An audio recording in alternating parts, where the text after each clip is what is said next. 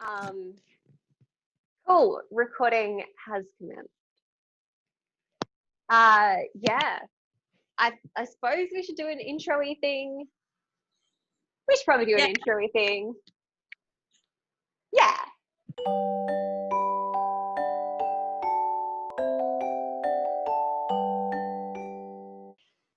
G'day, space junkies. Welcome. Today is a more relaxed approach, and I am building model rockets with the wonderful Riley, also known as the AeroX. Riley, how you doing? I'm very well. I'm very excited. I'm so excited to be building model rockets with you. I am so excited to be building model rockets with you. I realized today that I have never built a model rocket. Either have I, and I actually feel like that's really sad, especially for me, because I'm like everyone was always like, "Oh, you like how many have you built before?" And I'm like, "This will be my first one." Yeah, so why is it sad that you've never built a model rocket? Do you want to do an intro to who you are?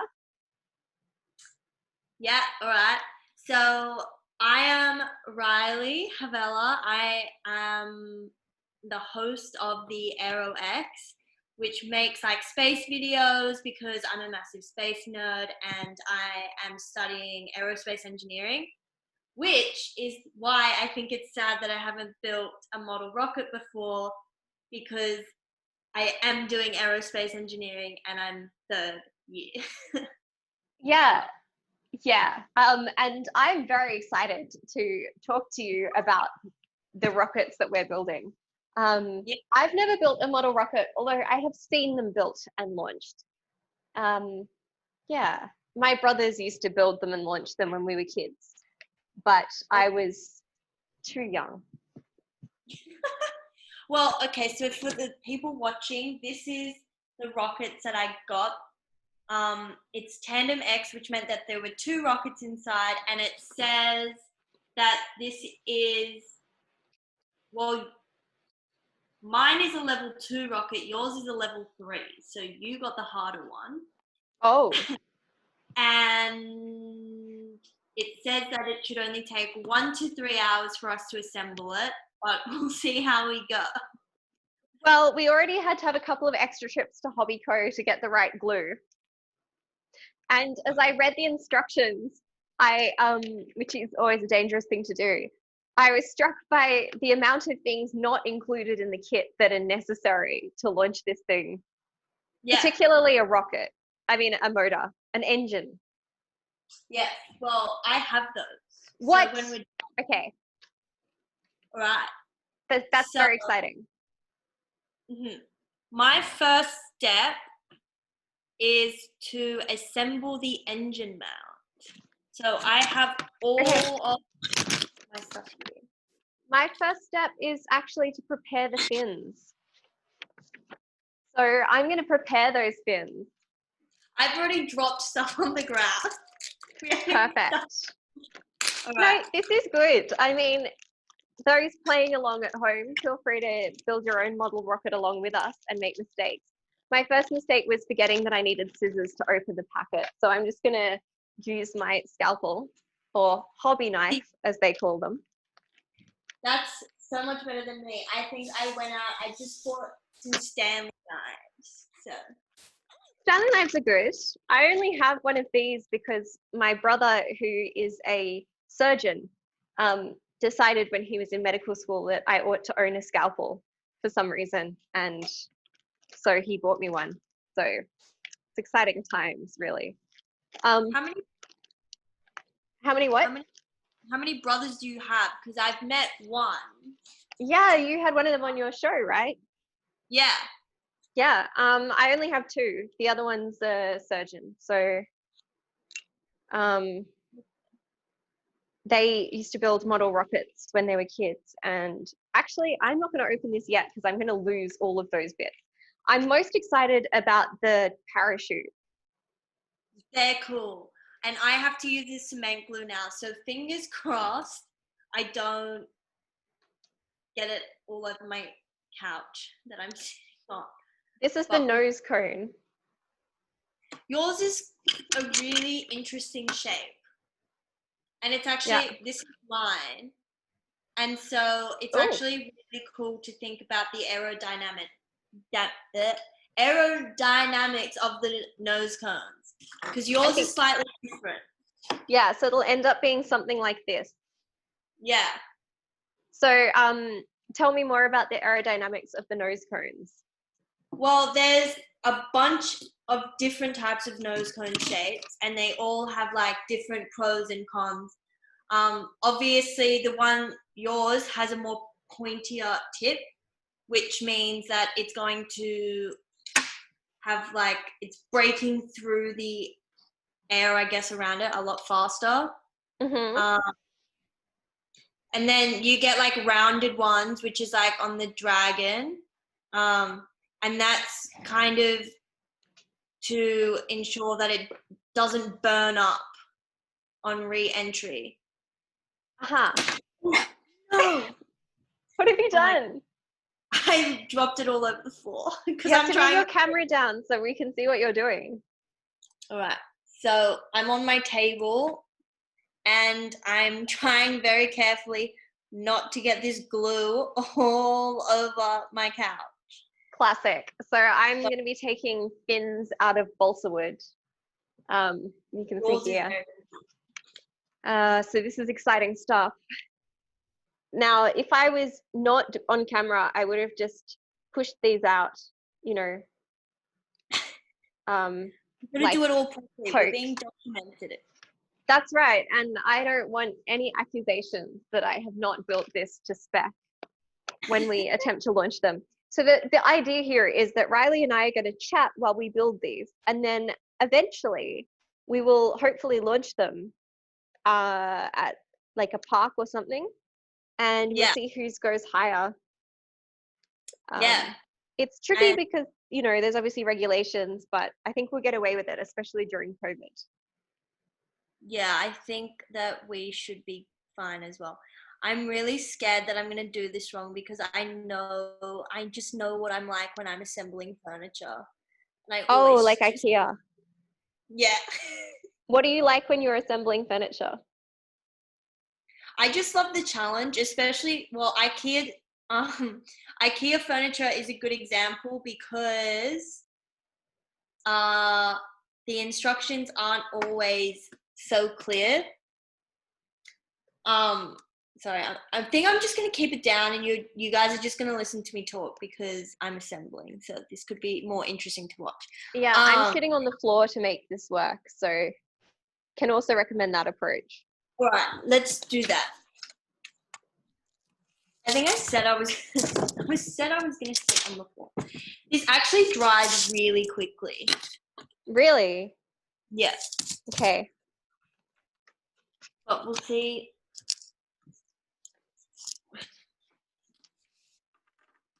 I've decided to be more decisive with my cuts, and so far this is working well. Nice. You were saying IKEA furniture. Oh yes. Yeah, it's a bit more of a challenge. Like you have to think about it all properly because listen to me dropping stuff all the time. Jeez, only like 5 minutes in. Because the instructions are often vague, so you've actually got to figure it out. And it's quite funny because I don't know, I just like being like, oh yeah, I know what's going on here. I understand. Kind of like, you're an engineer. Yeah, kind of bragging that, oh yeah, I'm an engineer. I know what's happening. Even though I could technically have no idea what's going on. There's a mattress company that advertises that its mattresses are designed by aerospace engineers, which I know is meant to sound impressive, but just to me sounds like they're not qualified to design a mattress. I want a mattress designed by someone who builds mattresses. And I don't know how you feel about that, Riley. Would you feel equipped to design a mattress? No. I feel like, I guess that could work, but at the same time, like, I don't know. I feel like that I agree. I feel like more people with the background and the knowledge of like, I think kind of a bit of medicine or at least some physiology and anatomy would be needed for that, because you kind of want to make beds that support your back or like support your body and don't just make issues worse or like stuff like that. So I actually don't think I could design it properly. Yeah, yeah. Now it tells me in my instructions that I need to round the leading edges of my fins. So, two questions for you, Riley. One, Yeah. why do rockets have fins? And two, why would the leading edge need to be rounded? Oh, look, it's all about aerodynamics and making sure that it can just get through the air as efficiently as possible. I don't actually know why they're rounded at this current point in my studying yet, but I do know for certain it's definitely to improve the aerodynamics of it. Okay. Luckily, balsa wood is really easy to sand. I used to build, so I didn't build model rockets, but I used to build model boats when I was a kid out of balsa wood. Did you ever put them on like the ponds and like watch them sail away? Yeah, actually, not a pond, but my dad and I built a fake pond in our back garden. We got some like big PVC pipes and then a huge piece of like a tarpaulin. We put it over Yeah, it so it had sides, and then we filled it with water and tried out boats. nice. Yeah, and the boat we built was beautiful, really Oh, beautiful. Very so nice little boats. I've finished gluing this bit together. So this is going to hold the motor when we launch it. And for these are what our motors look like. They're canisters and they're filled with gunpowder. Yeah, yeah. I I'm thinking we should launch these at Sydney Uni in the middle of Yeah, the we could. oval. I feel Yeah. like we're going to get in less trouble at a university for launching model rockets. So I've now rounded one of the leading edges, and I'm going to hold it up so you can see that it is indeed rounded. Yes, I agree. I would say it's rounded. And actually, this is interesting. See this bit here? That's actually for when we launch it. The launching rod is going to go in that. Ah, what is a That's the. launching rod? So when you actually, I'll get the box here to make it a bit easier. But like the photo doesn't make it any better. But when you launch it off like a little platform, and in order to like connect it to that platform, it's connected to a little rod, which is what will go through this part here, and that just keeps it upright, so it doesn't fly off and hit you, for example, Mm. and just supports it until you actually launch it and ignite the motor. That's exciting. Oh, Well, so I'm up to now. I'm getting my body tube of my rocket, which I'm pretty sure is like if you were making this from home and you didn't get a kit, you could easily use a paper towel roll, because I'm pretty sure that's what this is. yeah. So once I've made this, I want to try and like make another one just out of toilet rolls and Yeah, compare them. that would actually be really interesting to do. Yeah. So I suspect it wouldn't have enough structural integrity, but I don't know. we could see. All We right, could I've find got a out. space policy question for you. Yeah. What do you know about like launching rockets or launching things into space, like in general? And then do you know anything about like, are there rules and regulations on different propulsion types? Like, for example, I would assume that nuclear propulsion would have a different set of rules to our standard like liquid and solid propulsion. Sure do. So all of the information, well, launching a model rocket like we're launching, depending on how high it goes, we might just get away with it. But generally, if you're launching something, it's either covered by CASA, which is the Civil Aerospace something agency. Gosh, I should know what that stands for. Anyway, CASA. CASA basically regulates like your model rocket stuff. And then everything else falls under the Space Act, which has been updated as of 2018, the Launches and Returns Act of Australia.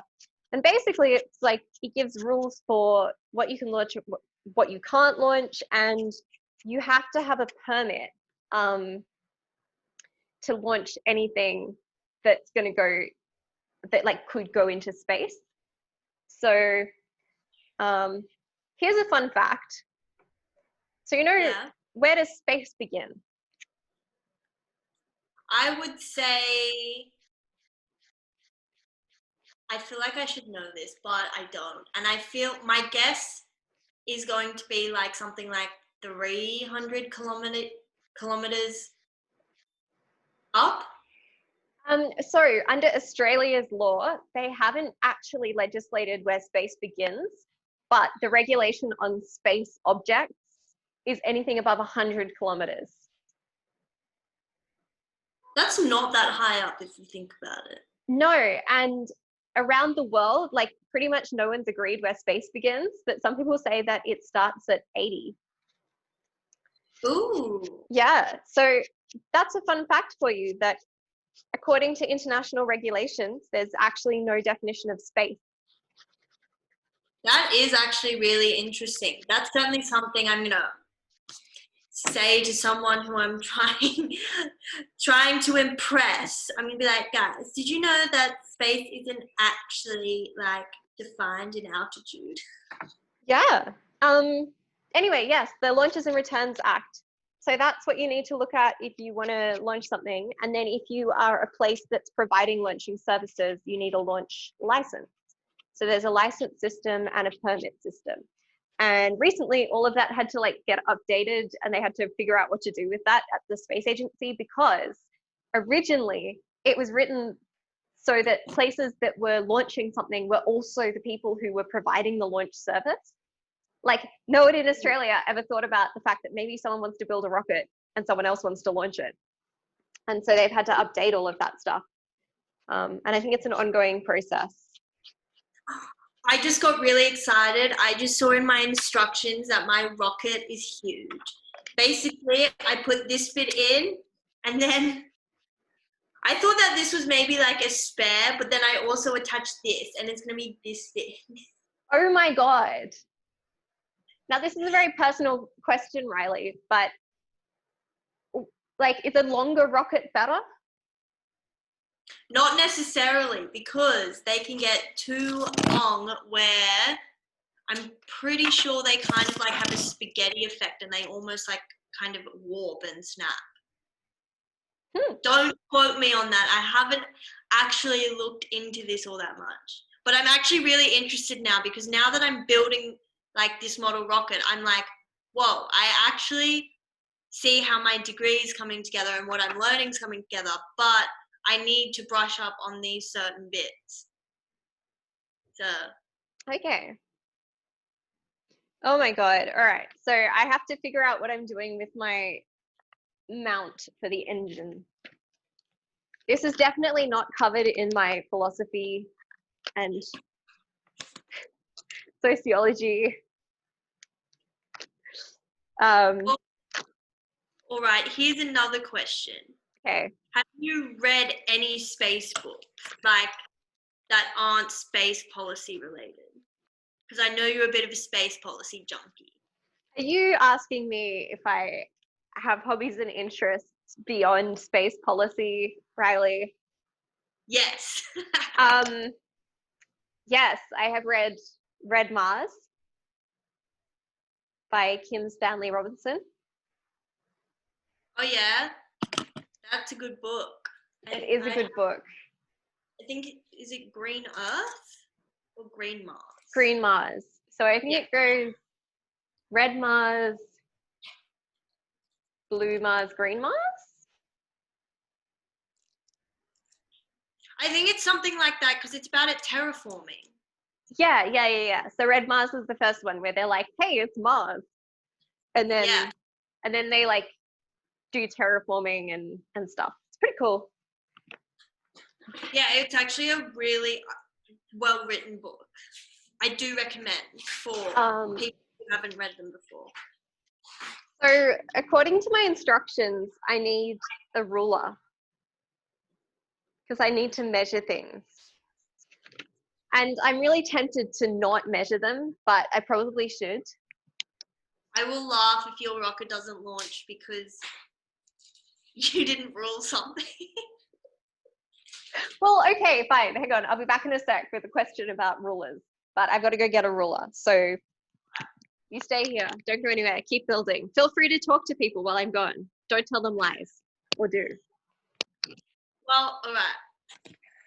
So while Annie's gone, I'm just going to check that this is lined up properly because the last thing I want is for this to not slide on. But look at that. It works. So that is good. All right. So basically this bit is just going to act as a center part, as I showed you before. And see, perfectly in line, so that when we put the rods in, Annie, it's not going to be a problem. What's happening with the rods? So basically, I was just explaining that the bit I added in was a connector between the two body tubes, and it has another bit on it again for the rods, and I was just checking that they're in line because it would kind of be a disaster if they weren't lined up. Yeah. Why? Well, yes, that makes. Okay. I mean, I don't think you have to be an aerospace engineer to be like that would be bad. Also, measuring things is important, but also boring. Okay, I have to draw a line at 3 millimeters. So wait, what are you working on right now? At the moment, I've been working on my thesis. Yeah. And also a Mars disaster scenario, which will be a webinar. Yeah, Yes. 6th of August. I will be very excited to see that. It's really exciting. We have a planetary specialist. We have a space psychiatrist. We are talking. Space psychiatry would be amazing because I've seen there's that television show Mars. I don't remember who it's by. I think it could be by Ron Howard or someone. Correct me if I'm wrong. But basically, they all go nuts in the end. Yeah, totally. So the disaster scenario that we've got is basically there's like a problem with a solar flare and the computer system gets stuffed up, and so then they're running out of oxygen slowly. So over time, they're going to go like their decision making faculties and stuff will be impeded, is the word. Let me have a look at this thing. So I put in measurements and then I have to make a cut. So what do you actually do as a, I have to cut a thing. This is very unclear. Oh, just like IKEA furniture. Like, I just don't know what this means. You've got to become an engineer. I just realized I was trying to be so smart by saying like you need to make sure like you put in the launch rod to make sure it's all aligned, and I just realized it said that in the instructions. I was trying to be smart. I swear I measured this as it told me to, but it doesn't look like it's meant to look. Oh, right. I know why it's, do I know why? I measured it on the wrong thing. So there are these two things, and I did the yellow one instead of the brown one, because I think this one goes, inside. Okay, let me remeasure. So what are you working on in aerospace engineering? Well, currently I'm on semester break, but I was really, really lucky and I've got an internship at Sabre Astronautics. and they do some really incredible software and mission design stuff. And they're currently also doing space operations and like looking into that more in depth. And I'm in a really unique situation because I'm there, but they're being super amazing, and they're actually teaching me propulsion because there's not a lot of opportunities in Australia to do that. So why is that? So much because there's not, like, we have a lot of great space startups, but a lot of them either aren't at the stage of taking interns, or everyone's applying to the same places, such as Gilmore, because they're doing some really incredible things. Yeah. And so it's just really highly competitive, and there's just really not a lot of opportunities. Like, there's even Newman Space, which do satellite propulsion, which would be really cool to work on. But again, like, you know, they've only got so many limited spaces. So I've been really lucky there. And I'm also really lucky in terms of they kind of giving me a lot of flexibility, being able to look at the topics that I want to in propulsion. So I'm really interested in this far-fetched idea of nuclear pulse propulsion, which no one is really working on currently. So basically, you're going to have detonations, like nuclear detonations, in the actual rocket that kind of create shock waves, which create your thrust, and then that's how your rocket goes. But if it works, it's going to actually be a lot better for interstellar and deep space stuff because you need less fuel and you get more thrust. So it's really, really exciting. And I'm interested in deep space propulsion. Pretty sure the CIA looked at doing that back in the day. Yeah. They've looked at it in the past, but I think just because of public opinion on nuclear research and using nuclear stuff in life is kind of what's kind of held it back. And there's a lot of, well, you would know this, there's lots of rules and regulations when you're doing anything with nuclear power, especially with like research and stuff. So those are all some obstacles that I'm going to have to overcome in the future. This is curious. Okay. So I think I need a stick. Okay, yes, it was not provided. I need a stick with which to deliver glue. What have I got? I'm going to make myself one out of the extra balsa wood. Cool. And I'm installing my shock cord. Oh, this is cool. This is like what What is a shock cord? The shock cords are attached to the parachutes. Basically, and so they pull the parachute? Basically, when our rockets get to their topmost point, they will deploy their parachutes, and the shock cord is what actually keeps the whole rocket together so that when it comes back down, we can relaunch it and don't have to build another one. Now we have a stick. Stick. Okay, going back to nuclear propulsion. Yeah, the CIA like looked at just throwing nukes out the back of a spacecraft. That's pretty much what I want to do. That's pretty much what I want to do. And do we feel like this is a good idea? I mean, I wouldn't. Okay, so my thing is, I wouldn't launch it off the ground. Like, I would only have the nuclear propulsion kick in once it's already off the planet and in space, but more than the 80 or 100 Ks. Right.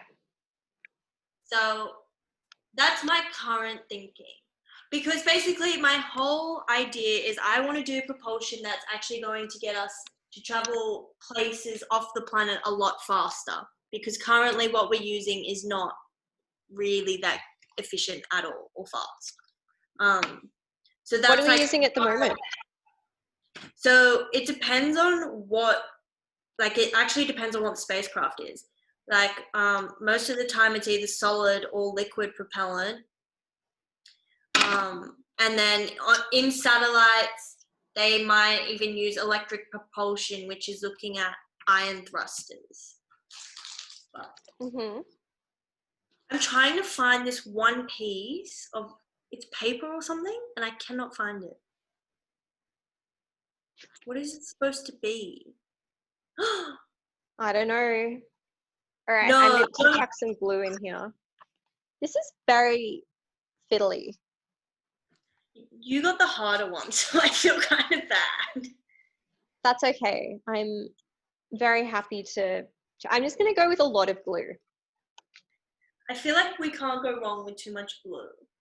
Yeah, my one smells a bit like bananas. Mine smells like a Nico pen, and that's actually a Queensland thing. A Nico pen is a permanent marker, but in Queensland, I don't know. I was always just brought up calling it a Nico pen, so there's something fun about me. Oh, it is. There it is. Oh. All right, I'm going to say that's loads of glue. Then I have to get this. And I have to chuck this on this. And I have to insert it until just above the line. Okay. This is, yeah, this, I don't know. I'm following the instructions. So I found my shock cord, but there's supposed to be something attached, and I don't know what it is. Is it the straw? I have this little straw. It says it's supposed to be like this piece of paper which has 1, 2, 3 written on it, which is very helpful. What is this? What? What? Insert to G. Oh, okay. So I insert it to the line and then I remove it immediately so it doesn't stick. Okay. I just realized we may have to go soon because it's almost 5. It is almost 5 and we do have to go at 5, but that's okay. I feel like I'm making excellent progress and I'm proud.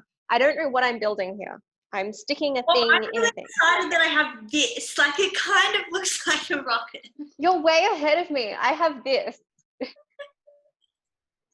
Which is the engine mount and very important. I understand now. Okay, I have to get like essentially, so it looks like I'm putting these rings around this cardboard tube at intervals to stop it from blowing up. Yes. Is that right? Because I imagine the force of the explosion, we want it to go upwards, not outwards. Yeah. But also, I feel like these, like, I need to read into them more, but I think they don't just explode, they kind of burn through slower than what you would think. Oh, okay. But, like I said, I haven't read into them all that much. I feel really caught off guard. Like, I just feel like... Oh no, I got glue in my finger. It's not what you're meant to do. Although I'm sure it's safer than the stuff used to be when I was a kid. Oh, it's so sticky though. What made you want to do aerospace engineering? I met Clayton Anderson, the astronaut, in the US because I lived in... Guys, this is my parachute. Sorry, I just... Oh, mine's orange. Right. Nice. I'm sorry. Yeah, my parents lived in Texas, and our family holiday was to go to NASA. And when I was there, I actually at the time I wanted to do medicine and be a surgeon, but I still loved space, and I was massively obsessed with science. Which is a good thing. There's a lot of stigma around, I know, even at the moment where, you know, girls liking science is still a weird thing, and I don't really understand why. But yeah, so I went like just out of my love for space. And then when I was there, I met Clayton Anderson, the astronaut, and we spoke. Like, it wasn't very long because obviously he was in man in demand being an astronaut. And basically, I was just like, I want to do medicine, but like, I love everything here. And we kind of got chatting, and he was like, do aerospace engineering. And I kind of just went with it and was like, okay. And so here I am. But yeah, so wow. My story is very unique, but it's where I got to today. And look, honestly, I think it was the right choice because I love it. I love my degree and I love what I'm learning. So. That's so cool. How did you get into space policy? I think I've asked you this question before, but I feel like it's important and we need to address it again. I got into it through my interest in doing like basically sociology of science and science and technology studies. So I was studying scientists who worked with space stuff. And then they kept butting up against this space law thing. And I was like, that's kind of cool. So I wanted to know more about that. And along the way, I think I have a bit of a policy brain, and I find questions of policy super interesting. And I know that you're not, I don't know, sometimes I feel like, again, like there's a stigma and there's this thing with girls where it's like, either it's like you should just be, you know, keeping your mouth shut and like you can do your little history project, but you don't have the expertise or the brain to like do anything serious with policy. That's like for older men to do. There's that. And then on the other hand, it's like I'm too spacey for the sexist people, but then too artsy for the science folk. So it's this weird thing where you fall in the middle somewhere. And yeah. Well, I wouldn't say that. You fit in very well with a lot of the science people I know, and art and having an interest in that shouldn't stop you. Like, I love art and music, and I wish like I could be a bit more involved in that culture, but I'm not very good at it. I just get very intimidated by it. Also, I just really like hanging out with scientists. Oh yeah. And mostly they put up with me. We don't put up with you. We love having you. So I just wanted to recap on the wonderful work I've been doing here. Yep. Just to show off. So I have here a completed and drying engine mount. Yours looks so much cooler than mine. With some little things. So it's got a little green tube on the inside that you can't really see, but it's the thing that's going to hold everything in place. And then on the outside, it's got these two, which I guess are kind of like seat belts almost. And yes, this I am very proud of. And then I have my fins, which are going to go, here's my rocket body. And my fins are going to go like that. Nice. It's coming together. It's so cool. I haven't done my shock cord yet, but here's my nose cone. Well, so I got the cheap version. So my engine mount was just this plastic bit here, and it's kind of hard to see because the whole thing is black. And then I've connected all the body tubes together. So now it's a really big, tall, long rocket. And then here is my nose cone. So here's what it'll look like. It's a very big rocket. And I actually have stickers to put on it, which I'm very excited. That's nuts. Nice That's red. Cool. Like, yeah, I'm very excited for when, after we launch them, I hope it doesn't break because I want to have it sitting in my apartment and I want to just have it on display. Well, I saw in my instructions that we can paint them. And Yes. I've only got acrylic paint. I don't know if that'll work. I feel like that would be fine. Why can't you Okay. use Well, in that case, I might paint something of my own design. Ooh. Look, Oh. any of the artsy is coming out. I was considering putting pom-poms on it. What would be the aerospace indications of that? That would strongly implicate its aerodynamics, but it would be cool to see a rocket with pom-poms fly. I agree. So I now have to wait until my engine mount dries to do much more with the body of it, but I can cut the nozzle. So it tells me I have to cut it off at certain bits and discard some bits, which, oh my God. And I have to lightly sand the front and rear edges of the nozzle. That sounds like, I don't know, a very adult activity. Riley's disappeared. I was getting scissors, but I did hear you. You were getting what? I was getting scissors, but I did hear you. Oh, that's probably a bad thing, to be honest. Oh, well, I almost cut the wrong bit. No? So the bit that I spent a good probably 5 minutes of this video trying to find was actually on the front of my instruction, and I have to cut it out. Oh, yeah, the thing you have to cut out, and then you like wrap up your shock cord in it. Yeah, so I spent about 5 minutes looking for that when it was right in front of me. This is very dangerous. My hobby knife is not sharp enough for this. So I just want to say here that there's every chance I chop my finger off at this point. And if that happens, sorry, it might look a bit funny. Well, but that's very cool that like an astronaut told you to do aerospace engineering. Yeah, and so on my Instagram for AeroX, I actually posted the photo of the book that I also got signed by him, where he wrote a message in there about me doing aerospace engineering. And he reshared that post, and I never felt more like I was on the moon. Oh my God, that's amazing.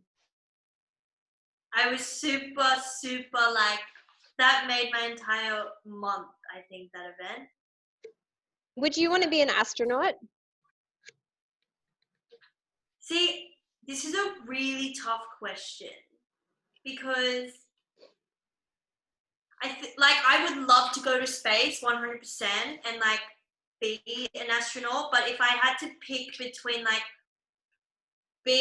going down the path to being an astronaut and doing like the type of work that I'm doing now, which is I think I might open my own company or be in research.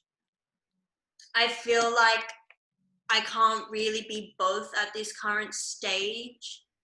Yeah. In our space activity. So I think if I could do both, yes. But if I had to pick doing like having a company or doing research or being an astronaut, I would pick the research / like company direction. Interesting.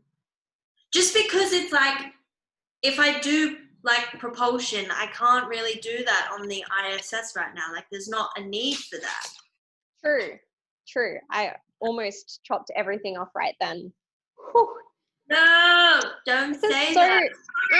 So hard to cut. Why do they make it so difficult? Well, today I was doing another interview. And we were talking about the importance of letting your ego go and admitting mistakes. And I felt kind of like I was being a hypocrite saying that, like, yes, we should do that, because I know for a fact I hate admitting my mistakes. So I was kind of like, yeah, we should all admit our mistakes. We should admit our mistakes. Okay, I have gotten to a point of more sanding, and this is exciting. I have to Oh no, I have to cut another bit. Oh God, I'm going to definitely cut someone's fingers off. Mine. I think specifically. for our last bit, well, my last bit today, because I think we're going to end up doing this in 2 sessions. Yes. I'm just going to glue my shock cord to the parts that I need to, because this is going to take a while to dry. That sounds like a good plan. I'm going to cut this section and try not to cut my fingers off in the process. And then, they're really not very specific with this. Okay, so I think the width that this has to be, the cut I'm making, is the width of this bit of metal. So, okay, so it's like a couple of millimeters. Yeah, admitting mistakes is tough. I mean, it's less tough as a, I don't know actually if it's less tough. In the stuff I do, which is more philosophical, I don't even know if I ever do anything that's like definite enough that there could be a mistake. I mean, that's true. But like, I feel like philosophy, because so much thinking and research goes into it, like come up with your arguments, you still don't want to admit when you're wrong because you're like, right. I just spent all this time doing this. If I'm wrong, like, help. Yes. Not happy. If you're watching this and you're a kid, do not do what I'm doing right now. If you're an adult, also don't.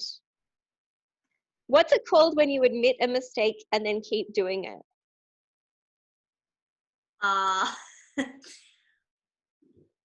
Interesting. My mistake is my knife isn't sharp enough, and yet I'm just persisting. See, I made the mistake of, I don't think I'm using enough glue. Oh. And it's not really sticking. And Did it say on yours you have to leave it for a minute so it gets sticky and then stick it?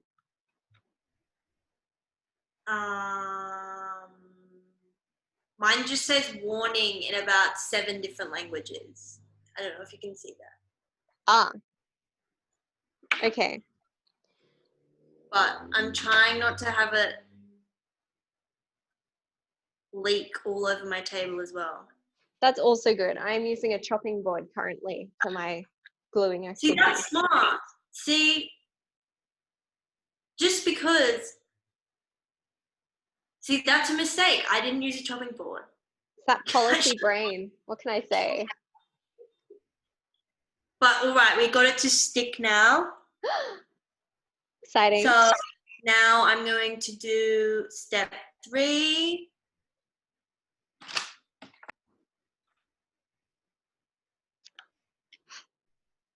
This is tricky. Wait, where's my part 2? See, the trickiest thing I've had so far is folding on dotted lines.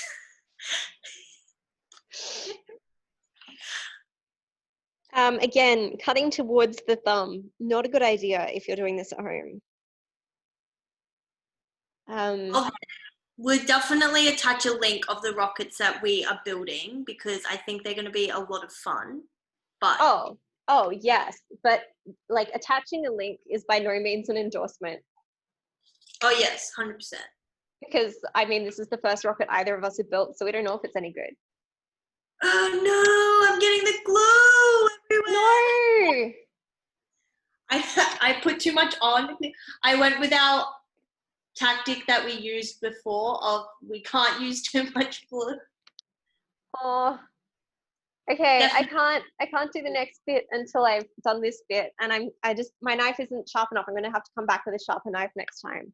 But conceptually, which is my favorite way of looking at things, this rocket is going to be epic. It goes like this, and it has got little legs. See?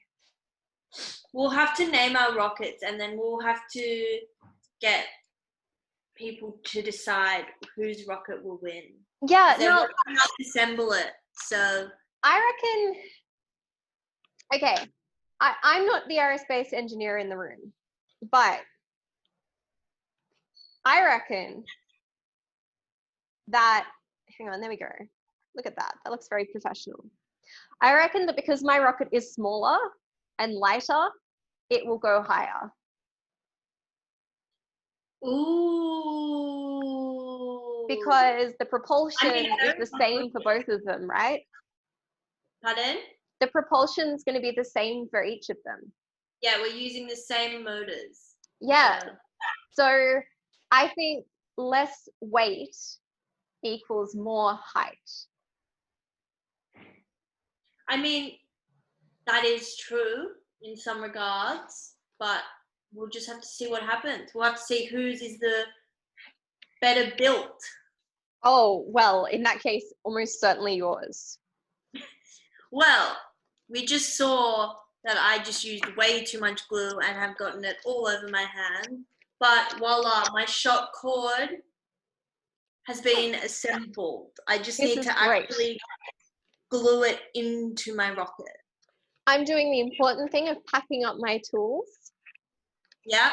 If you're building along at home, probably do the same thing. People like people who are tidy. Well, I need to wash my hands before I do any touching of cleaning up. So. Okay. Riley, this has been a delight. If you're watching, stay tuned. We will release the next edition as we continue to build our rockets, and we will eventually launch them and film that. So this has been lovely. Oh, where do people find your stuff? Yes. So you can find me. Wait, sorry, just to clarify, you mean like my accounts, right? Yes. Sorry, I just had a mind blank. I was like, what? I don't want them to come and find your cash. Like, I mean, your content. All right, sorry. It's been a long day for both of us, Annie. Has been that. My stuff is on YouTube. You can find me on the AeroX. I just got glue fumes. And oh my god, it's so worse. Sorry. And on my Instagram, it's also the AeroX. And okay, and I was incorrect. I initially read it as AeroX. So it's AeroX. Everyone seems to be doing that. And yeah. I'm just saying it in case people are looking it up and they're like, I don't know what this AeroX thing is. And they've, in their brain, put it in the category of AeroX. So I feel like I could rock both. I feel like I should just rock both because both are pretty cool names, actually. So I don't know why I thought it was AeroX. I think it was kind of like Dr. Seussish, like the Lorax. And I thought that was cool. So yeah. In any case, Riley's awesome. She does good stuff. She talks to science folk doing rockets. She knows about nuclear propulsion. Well, a little bit. I'm actually planning on doing a master's, and I think I know where I'm going to do it. And they do part of some of the electives are nuclear electives, so it should work in nicely. Okay. I'm really worried. I'm going to regulate you, so. You can be my policy person in my company and be like, Riley, no. No, I'll just be like, Riley, yes. Now let me talk everyone else into it. Done. All right. Well, there we go. I got a job offer out of this rocket building experience. So share with us your rockets if you're building along. We would love to see your progress. And maybe we can do like a launch day. And like if anyone's in Sydney, come launch your rocket with us. We could do a live. We'll do it live. Yeah, for sure. Oh, sure. All right. Well, I've had so much fun being here for part 1 of our rocket building, and I can't wait for part 2. Yeah, it's going to be epic. See you. Bye.